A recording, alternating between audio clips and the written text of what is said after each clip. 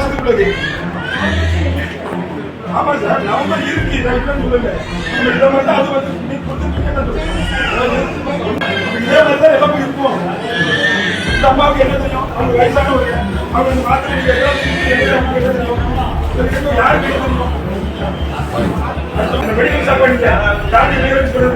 ஏற்கனவே இந்த மாத்திரைக்கு expiry date முடிஞ்சிருச்சு, இப்ப வரைக்கும் எப்படி கொடுக்குறீங்க? காலாவதியான மாத்திரையை கொடுத்த அரசு ஊழியரிடம் வாக்குவாதத்தில் ஈடுபட்ட குடும்பத்தினர்.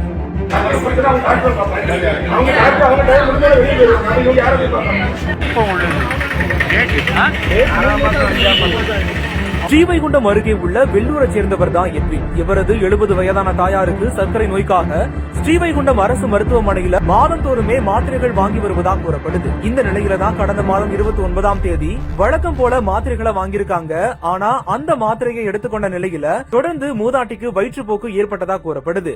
இதனால சந்தேகமடைந்த எட்வின் மாத்திரையை சோதித்து பார்த்த போதுதான் மாத்திரைகள் அனைத்துமே கடந்த ஏப்ரல் மற்றும் மே மாதங்களிலேயே காலாவதியானதும் தெரிய வந்திருக்குது. இதனால அதிர்ச்சி அடைந்த எட்வின் உறவினர்களோட மருத்துவமனைக்கு சென்று மாத்திரைகள் வழங்குபவர்கள் கிட்ட கேட்டிருக்காரு. ஆனா அவங்க தரப்புல இருந்து முறையான பதில் அளிக்கப்படலன்னு கூறப்படுது.